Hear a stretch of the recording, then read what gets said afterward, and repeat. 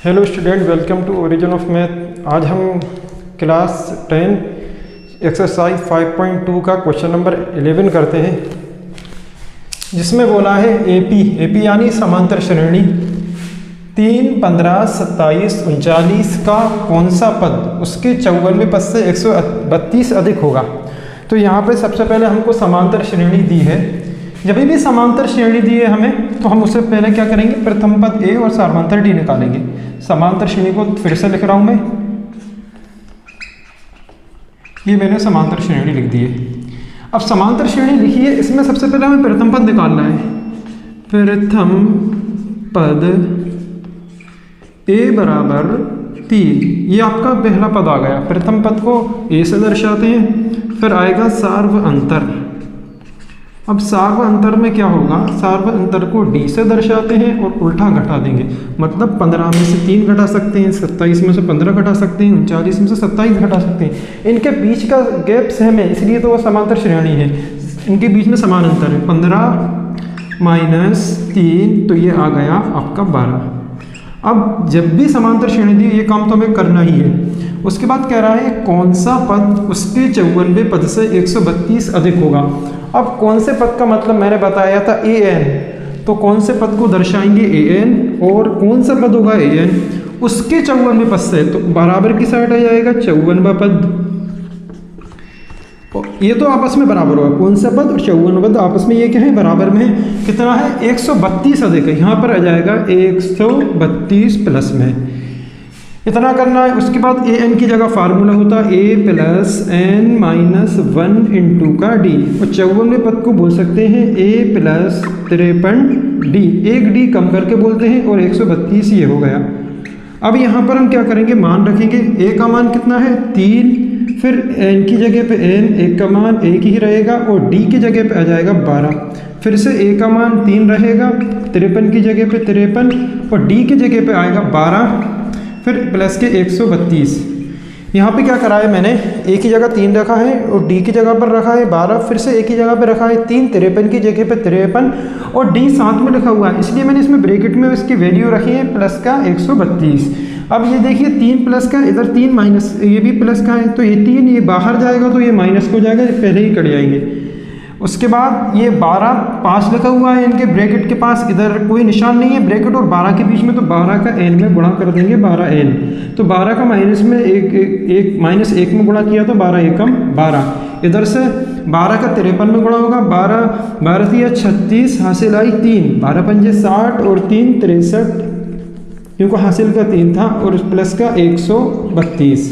अब यहाँ पर 12n वैसा का वैसा लिख देंगे, माइनस के 12, इनको जोड़ लेते हैं, 6 और 2 8 हो गया, 3 और 3 6 और 1 7, इनको प्लस कर लिया है। उसके बाद 12n वैसा का वैसा रहेगा, 768 प्लस के 12, ये माइनस के 12 था, बाहर जाके हो गया प्लस का 12, 12n बराबर 780 हो गया इनको जोड़ने के बाद। अब इंटू वाली संख्या दूसरी तरफ पहुंच जाएगी, बटे में इंटू की संख्या कौन थी, 12। मतलब जो अल्फ़ाबेट के साथ जो लिखा हुआ है, वो नंबर्स जो लिखा है वो किस में है, इंटू में। इंटू में क्या है, 12 पहुंच गया बटे में, तो ये आ जाएगा 12 6 72, कितना बचा 6 और 6 बन गया 60, 12 पंजे 60, तो n का मान आ गया आपका 65। अब n का मान 65 आ गया।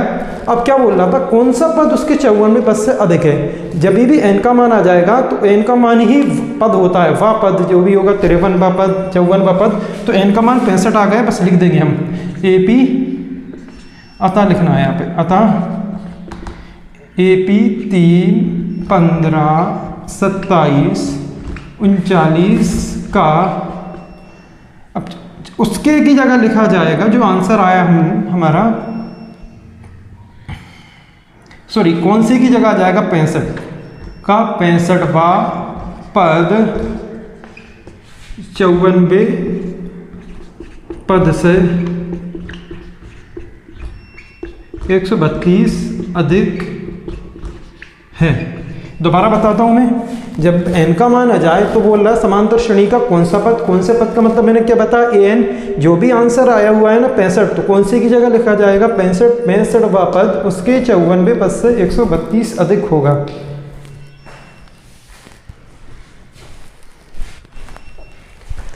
अब चलिए अगला क्वेश्चन देखते हैं। 13वां क्वेश्चन है, 3 अंकों वाली कितनी संख्याएं 7 से विभाज्य हैं। अब हमें 3 अंकों वाली पहले हम लिख लेते हैं यहाँ पर हल 3 अंकों वाली 7 से विभाज्य संख्या है। ये तो हम पहली लाइन में ही लिखेंगे, बोल रहा है ना 3 अंकों वाली कितनी संख्याएं 7 से विभाज्य हैं, तो वैसे को वैसा लिख लेंगे 3 अंकों वाली 7 से विभाज्य संख्याएं। कितनी की जगह हो जाएंगी 7 से विभाज्य संख्याएं, वैसे के वैसे पहली लाइन आएगा, कितना हट जाएगा उसमें से। तो 3 अंकों वाली संख्याएं कहाँ से स्टार्ट होती हैं, 100 से स्टार्ट होती हैं, लेकिन उनमें 7 से विभाज्य का मतलब ये 7 का भाग जाए। तो हम स्टार्ट करेंगे 100 से और 7 का भाग देकर देखेंगे। तो यहाँ पर 7 का 10 में भाग दिया, 7 एकम 7, कितना बचा 3, फिर उतार लेंगे 0। अब यहाँ पर लास्ट संख्या जो है ना पूरा बिल्कुल प्रॉपर पहाड़ा उसमें आना चाहिए। तो 7 के पहाड़े में 30 नहीं आएगा, फिर 131 करेंगे यानी 101 करेंगे, 101 में भी नहीं जाएगा, फिर 102 करेंगे तो ये 32 हो जाएगा, इसमें भी नहीं जाएगा, 33 में भी नहीं जाएगा, 34 में जाएगा, यानी इसको हम करेंगे 5 और ये हो जाएगा 35। तो कहने का मतलब ये है, फिर हो जाएगा 7 5 35, पहाड़ा पढ़ा रहा है लास्ट संख्या, बस इतना देखना है, पूरा नहीं पढ़ना है, बस देखना है कि पढ़ा रहा है कि नहीं पढ़ा रहा है। तो 105 से स्टार्ट होगी, 105 7 के गैप से जाते जाएंगे, 112 119, मतलब कहने का मतलब ये है मेरा कि 105 से स्टार्ट हो रही है, 7 का भाग जा रहा है और 7 के पहाड़े से डिफरेंस में आगे बढ़ते जाएंगे, 105 112 119। अब लास्ट संख्या 3 अंकों वाली कितनी होती है, वो होती है 999, जिसमें 3 अंक आए 9 9 9 999। अब इसमें फिर से 7 का पहाड़ा पढ़ के देखेंगे, 7 एकम 7, 2 बचा हुआ है, फिर उतारेंगे 9 29 हो गया, 7 चौको 28, कितना बचेगा 1 और 1 को फिर 1 बचा हुआ है, 9 ऊपर से उतार लेंगे। अब के 7 के पहाड़े में 19 नहीं आता है, अब इसको बढ़ा नहीं सकते, नहीं तो वो 1000 हो जाएगा, 1000 में 4 संख्याएं हो जाएंगी, तो हम इसे कम करेंगे। लास्ट वाली संख्या है, देखो ये हमने 105 देखा था, 100 से स्टार्ट हुआ था, वो स्टार्टिंग वाली संख्या थी, ये लास्ट वाली संख्या है, तो इसको कम करेंगे। तो इसको करेंगे हम 998, ये हो जाएगा 18, फिर होगा कम 17 16 15 14, मतलब 14 का पहाड़ा पड़ा रहा है, 14 में कम कर देंगे तो ये हो गया 7 दूनी 14, मतलब लास्ट संख्या कितनी होगी 994। फिर से बता रहा हूँ मैं, कह रहा था 3 अंकों वाली 7 से विभाज्य कितनी संख्याएं, 3 अंकों वाली 7 से विभाज्य संख्याएं, यानी 7 के पहाड़ा पूरा पड़ा जाए, 7 का भाग हो जाए उसमें, तो वो 100 से स्टार्ट होती है, लेकिन 100 से स्टार्ट हो रही है, 7 का पहाड़ा नहीं पढ़ाएगा 100 में, तो 105 में पढ़ाएगा, फिर 7 के गैप से 112 119, लास्ट संख्या होती है 999, 999 में भी पहाड़ा नहीं पढ़ाएगा, उसमें कम कर दे जाएंगे, वो 994 हो जाएगा। अब यहाँ पर हमारा सबसे पहला काम होता है, जब भी समांतर श्रेणी दी हो, हमारा काम होता है प्रथम पद a बराबर 105 और उसके बाद निकालेंगे सार्व अंतर d बराबर 112 माइनस के 105। क्या करते हैं 112 में से 105 घटा देंगे सार्वंतर निकालने के लिए, d बराबर आ जाएगा आपका 7। अब यहाँ पर मैंने आपको बताया था अंतिम पद डेड डैश के बाद अगर कोई पद होता है समांतर श्रेणी का डेड डैश के बाद, तो वो अंतिम पद होता है।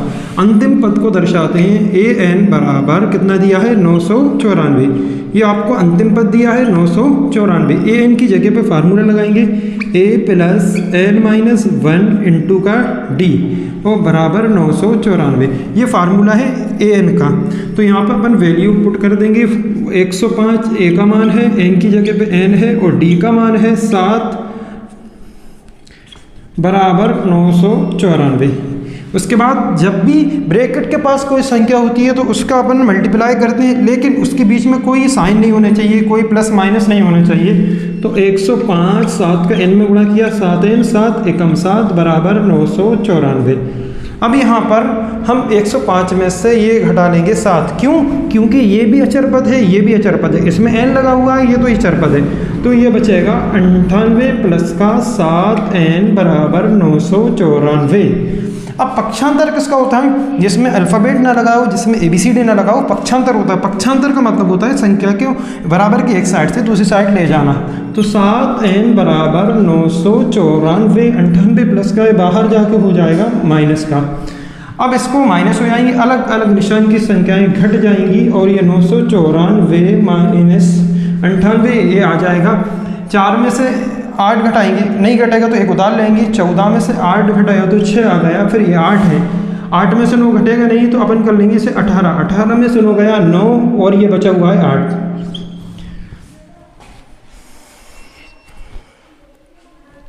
उसके बाद इंटू वाली संख्या दूसरी साइड अपॉन में पहुंच जाएगी।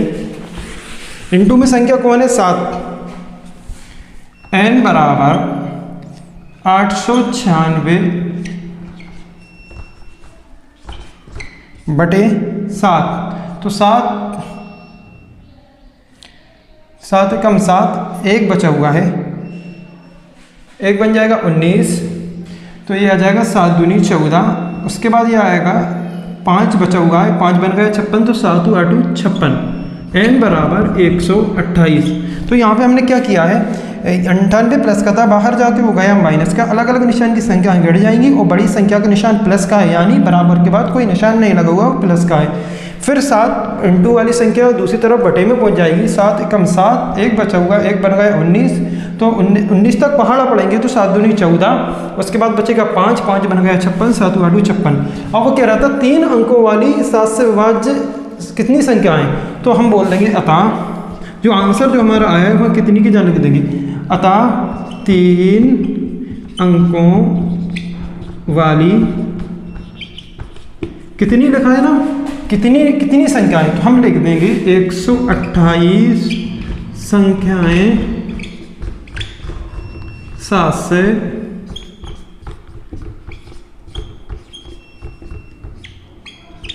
विभाज्य हैं।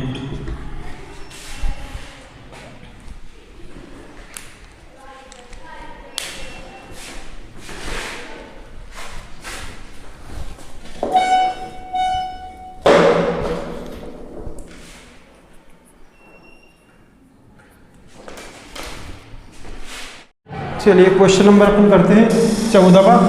लिखा हुआ है 10 और 250 के बीच में 4 के कितने गुणज हैं। अब संख्या है 10 और 250, इनके बीच में हमें ऐसी संख्याएं देखना है जो जिसमें 4 का डिवाइड हो जाए, प्रॉपर डिवाइड हो जाए। तो 4 के पहाड़े में 10 आएगा नहीं, क्यों? 4 के पहाड़े में 10 नहीं आता है, 8 आता है। 8 के बाद कितना आता है? 12। मतलब हम 10 के बाद देखना है तो कौन सी संख्या आएगी? 12, फिर आएगी 16, फिर 20, ऐसे चल जाएगी। क्योंकि 10 और 250 के बीच में देखना है, ना ही 10 से पहले देखना है, ना ही 250 के बाद देखना है। तो पहली संख्या स्टार्ट होगी 12 से, जो 4 के पहाड़े में आए, बढ़त का मतलब होगा तो 4 के पहाड़े में देखना है। फिर 12 के बाद आएगा 16, 16 के बाद 20 डैश डैश। अब 250 तक देखना है। हम 250 में 4 का पहाड़ा पढ़ के देखेंगे। 4 6 24, 1 बचा है, 1 बन गया 10। अब कम करेंगे यहाँ पर, मतलब लास्ट वाली संख्या में कम करते हैं, पहली वाली संख्या जो होती है ना उसमें हम बढ़ाते हैं। अगर पहाड़ा नहीं पढ़ाता है तो ये आ जाएगा 248 आ जाएगा, 248। और सम संख्या के पहाड़े में विषम संख्या आएगी नहीं, मतलब 250 के बाद 49 करेंगे, 49 तो आएगा नहीं क्योंकि लास्ट में विषम संख्या है। तो कितना आ जाएगा? 248, मतलब जो 4 के पहाड़े में पड़ जाए। 4 6 24, 4 दूनी 8। अब हम सबसे पहले जब समांतर श्रेणी दी रहती है तो वहाँ पर हम प्रथम पद निकालते हैं। प्रथम पद a बराबर 12। उसके बाद निकालेंगे सार्व अंतर। सार्व अंतर को दर्शाते हैं d से। सार्व अंतर d बराबर 16 माइनस के 12। अब यहाँ पर आपको उल्टा घटाना है, 16 में से 12 घटाना है। बार बार बता चुका हूँ मैं। 16 में से 12 गए तो 4 बचे हैं। अब अंतिम पद क्या होता है? डैश डैश के बाद जो पद होता है वो अंतिम पद होता है। 248 किसको दर्शाएंगे? an से। an बराबर 248। 248 कौन किसका मान है? डेड डैश के बाद लिखा हुआ है। डेड डैश के बाद जो पद होता है वो अंतिम पद होता है। a plus n minus 1 into का d बराबर 248। a की जगह पे रखा जाएगा 12, फिर n का मान, n कुछ नहीं है, और d का मान है 4 बराबर 248। अब यहाँ पर 4 का गुणा n में किया तो 4n हो गया, 4 एकम 4 बराबर 248। अब 12 में से 4 गए तो बचेंगे 8 प्लस के 4n बराबर 248। यहाँ पर क्या करना है? अचर पद में से अचर पद जुड़ता या घटता है। n वाले का कुछ नहीं करेंगे और अचर पद का ही पक्षांतर कर लेंगे। 248 माइनस के 8 प्लस का है, बाहर जाके हो गया माइनस का। 4n बराबर 248 में से 8 माइनस कर देंगे, क्योंकि 248 प्लस की संख्या है, 8 माइनस की संख्या है, अलग अलग निशान की संख्याएं घट जाएंगी। तो 4n बराबर 200 इंटू वाली संख्या अपॉन में पहुंच जाएगी दूसरी साइड 4, मतलब 4 इंटू में है। ABCD अल्फ़ाबेट के पास लिखा हुआ रहता है वो इंटू में लिखा रहती है संख्या, इंटू वाली संख्या दूसरी तरफ बटे में पहुंचेगी। 4 6 24, 0 की 0। n बराबर आ जाएगा 60। यही निकालना था हमें। क्या लिखा था? 10 और 250 के बीच में 4 के कितने गुणा जाए। हमने हल से स्टार्ट किया, उसके बाद लिख देंगे अतः 10 और 250 के बीच में कितने की जगह आ जाएगा जो हमारा आंसर आया है। बीच में 4 के कितने लिखा हुआ है वहाँ पे आ जाएगा 60 गुणज हैं। ये सवाल बहुत ज़्यादा आता है। करना क्या है? 10 और 250 के बीच में हम संख्याएं देखेंगे, जो 4 के पहाड़े में आए तो 11 में तो आएगा नहीं, कंपलसरी है, क्योंकि विषम संख्या आती नहीं है सम संख्या के पहाड़े में। तो 12 से स्टार्ट करेंगे, 4 के गैप से जाएंगे, 12 के बाद 16 आएगा, 16 के बाद 20 आएगा, डेढ़ डैश के बाद 250 तक पहाड़ पड़ेंगे। 250 में 4 का पहाड़ा नहीं पड़ा रहा, फिर कम करेंगे, 249 में तो जाएगा ही नहीं, फिर 248 किया, प्रथम पद निकाला है, सार्वधातुक निकाला है। यहाँ पर अंतिम पद के बाद कोई पद है तो 248 है, वो an से दर्शाते हैं। an का फार्मूला लगाया यहाँ पे हो गया। उसके बाद n का मान आ गया 60। अब बोल रहा था 10 और 250 के बीच में 4 के कितने गुणा जाए, कितने की जगह आ जाएगा 60। चलिए क्वेश्चन नंबर 15 देखते हैं। कह रहा है वह एपी ज्ञात कीजिए जिसका तीसरा पद 16 है और सातवां पद 5वें पद से 12 देखें। अब हम ज्ञात करने वाली चीज़ कहाँ पे पहुँचाते हैं? जो लास्ट में पहुँचा देते हैं। और इसमें 2 शर्तें दे रहा है, तीसरा पद 16 और सातवां पद 5वें पद से 12 देखें। तो कभी भी अगर समांतर श्रेणी नहीं दिए तो समांतर श्रेणी नहीं दिए तो हमें क्या करना पड़ता है? माना कि प्रथम पद a है और सार्वधातुक d है, तो हल लिखेंगे। हल माना कि प्रथम पद a है, माना कि प्रथम पद a है, सार्वधातुक d है, ये मानना है। उसके बाद प्रश्न के अनुसार चलना है हमें। जो प्रश्न में बोल रहा है, क्या बोल रहा है कि तीसरा पद 16 है। तीसरा पद 16 है का मतलब क्या है? स्थिति 1 है ये, यानी शर्त 1। तीसरा पद बराबर 16।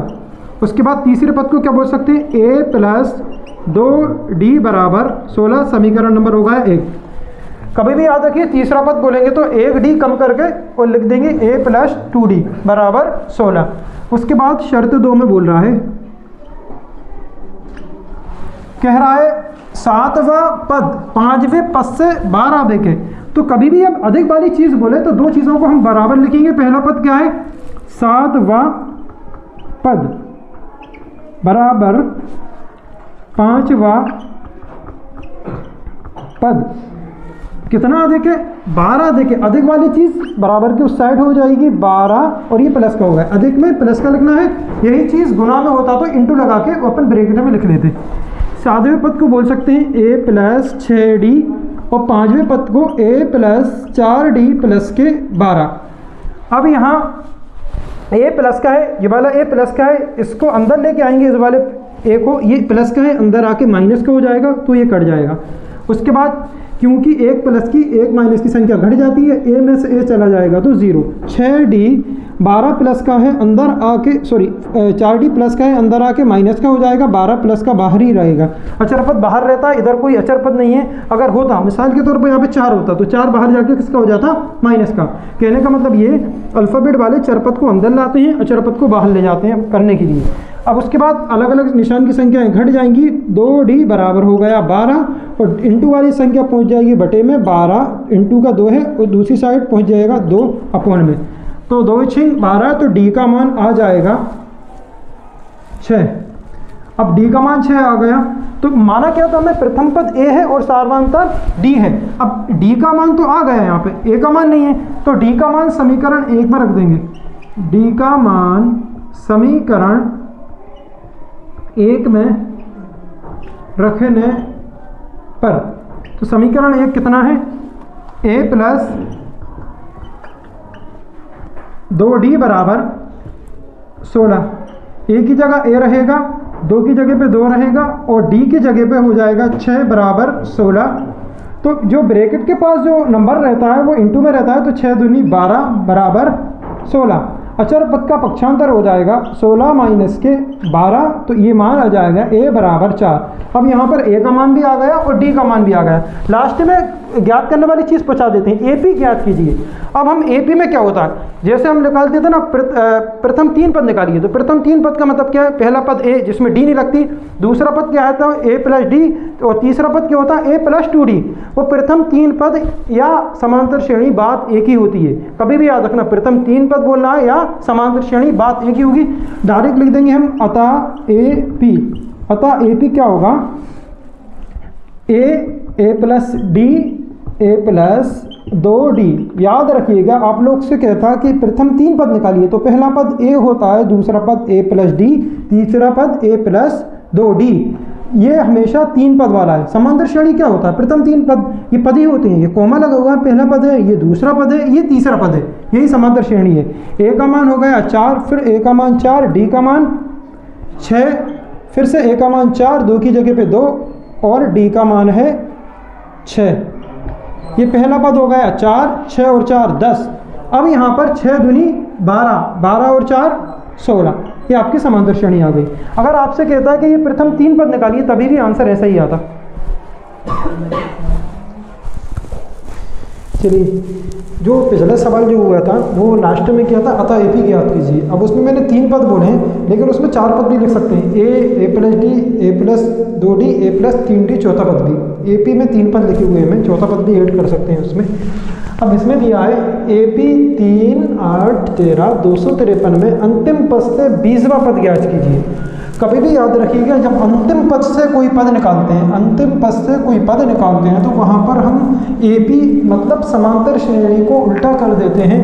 तो हम पहले AP लिखेंगे 2 3 8 13 253। इसको हमने वैसा का वैसा लिख दिया है। अंतिम पद से निकाल, जब भी नोट करके रखिए ये चीज़, अंतिम पद से कोई पद निकालें तो हम क्या करते हैं, वहाँ पर समांतर श्रेणी को उल्टा कर देंगे। तो ये लिख जाएगा AP 253 डैश, ये उल्टा पहुँच जाएगा 13 8 और ये हो गया 3, ये उल्टा कर दिया है समांतर श्रेणी को। याद रखिएगा, हम कब करेंगे, जब अंतिम पद से कोई पद निकालते हैं तो समांतर श्रेणी को उल्टा करेंगे। उसके बाद प्रथम पद मतलब पहला पद हो जाएगा 2A बराबर 253। ये कब होगा, ये पहला पद है। समांतर श्रेणी उल्टी किए, अंतिम पद से कोई पद निकालते हैं। उसके बाद निकालेंगे सार्व अंतर। सार्व अंतर क्या होगा, कोई भी उल्टे में घटा दीजिए, तो मैं घटा रहा हूँ D बराबर 3 माइनस के 8, तो D का मान आ गया माइनस के 5। कुछ भी घटा दीजिए इन तीनों में से उल्टा, 8 में से 13 घटा सकते हैं या 3 में से 8 घटा सकते हैं, तो सेम आंसर आएगा, वो समांतर श्रेणी है। और ये कब करना है, जबकि अंतिम पद से कोई पद निकालना हो। अब ये आ गया A और D का मान आ गया हमारे पास। कह रहा है 20वां पद ज्ञात कीजिए, तो 20वां, तो इसलिए 20वां पद बराबर A प्लस 19D। तो A का मान कितना आया हुआ है 253, 19 की जगह पे 19 और माइनस के 5, तो 253, 19 पंजे 95। यहाँ पर देखिए एक में लगा है माइनस, एक में लगा है प्लस, तो आंसर किसका आएगा? आंसर किसका है? यहाँ पे एक में 19 में लगा है प्लस, 5 में लगा है माइनस, 19 पंजे 95 माइनस, ये आ जाएगा 13 में से 5 गए 8 बचे, और यहाँ पर ये बचा है 24 में से 9 गए, तो यहाँ पर बचे हैं 15 सॉरी, तो ये आ गए 58। क्या करना है? समांतर श्रेणी दी है, अंतिम पद से कोई पद निकालना है, तो हम क्या करेंगे? समांतर श्रेणी को वैसे लिखेंगे, उसके बाद उल्टा कर देंगे। 253 यहाँ पर आ जाएगा, ये पूरी संख्याएं उल्टी हो जाएंगी। 13, 8, 3, उसके बाद प्रथम पद सार्वंतर, यहाँ से आ गया।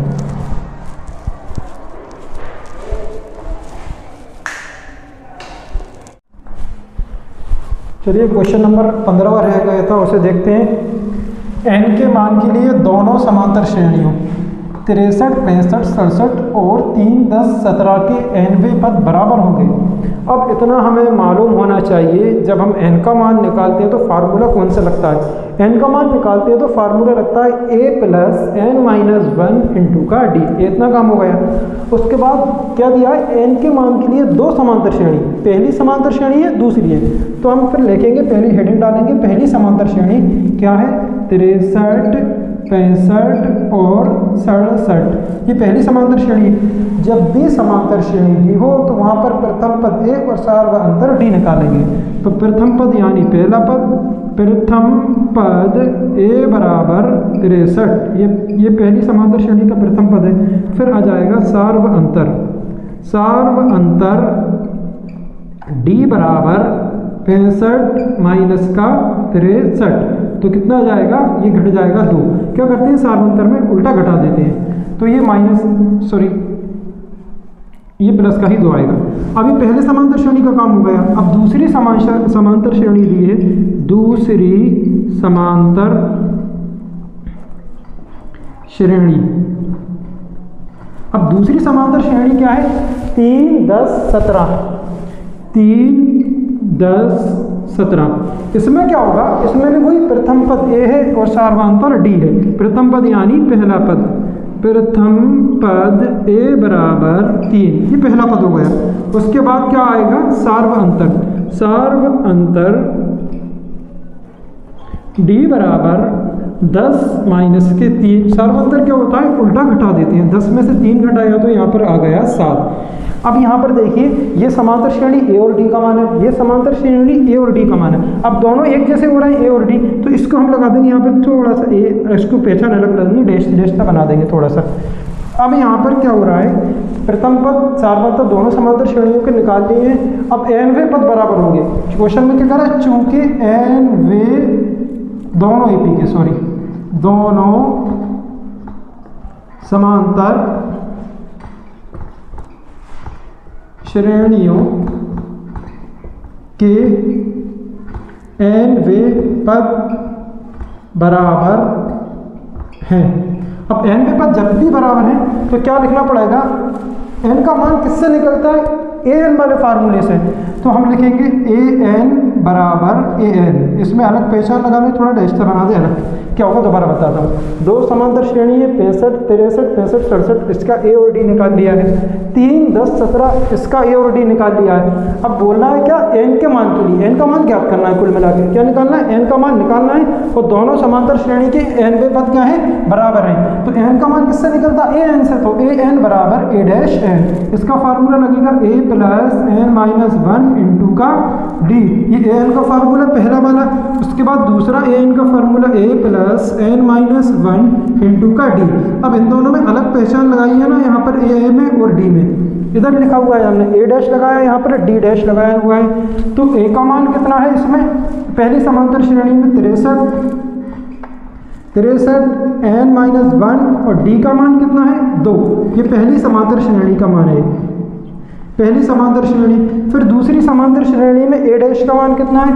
3, और n की जगह पे n, और d का मान कितना है? 7, d डैश का मान। अब इसको अपन कैलकुलेशन कर लेते हैं इसका।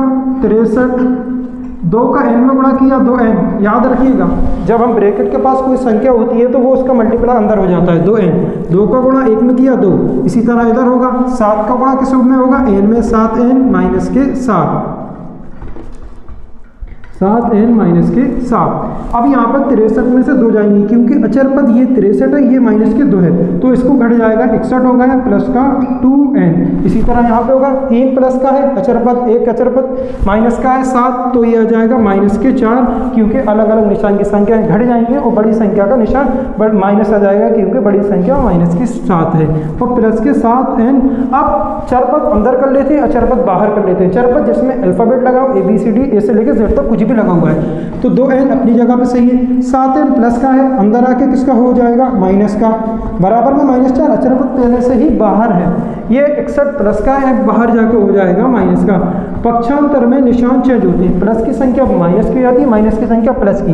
61 में कोई निशान नहीं है तो वहाँ पर प्लस का है, तो 2n में से 7n घट जाएंगे क्योंकि बड़ी संख्या माइनस की है, तो बच जाएगा 5n माइनस का क्योंकि बड़ी संख्या है। ये माइनस के 65 हो जाएंगे क्योंकि दोनों में माइनस लगा हुआ है, दोनों एक जैसे निशान है, जुड़ जाएंगे, दोनों तरफ से माइनस कैंसिल आउट हो जाएगा। n बराबर 65 बटे कितना आ गया 5, तो 5 एकम 5, एक बचा हुआ है, एक बचा है 15 बन गया, 5 दिया 15, तो n का, तो यहाँ पर क्या हुआ था, मैंने थोड़ी मिस्टेक कर दी थी, यहाँ पर 63 लिख दिया था, यहाँ पर 5 एकम 5, एक बचा 13, तो यहाँ पे 13 लिखना था, n बराबर 13। तो क्या लिखना है, दोनों समांतर श्रेणियों के nवें पद बराबर होंगे। हमें क्या लिखना है, अतः दोनों समांतर श्रेणियों के 13वें पद बराबर होंगे। दोबारा देखता हूँ, n के मान के लिए am वाला फार्मूला लगेगा, दो समांतर श्रेणी दी है, दोनों में से a और d का मान निकाल लिया। आज क्या बोल रहा था, nवें पद बराबर होंगे, तो nवें पद का मतलब क्या हुआ है, आंसर n का है, अतः दोनों समांतर श्रेणियों के 13वें पद बराबर होंगे।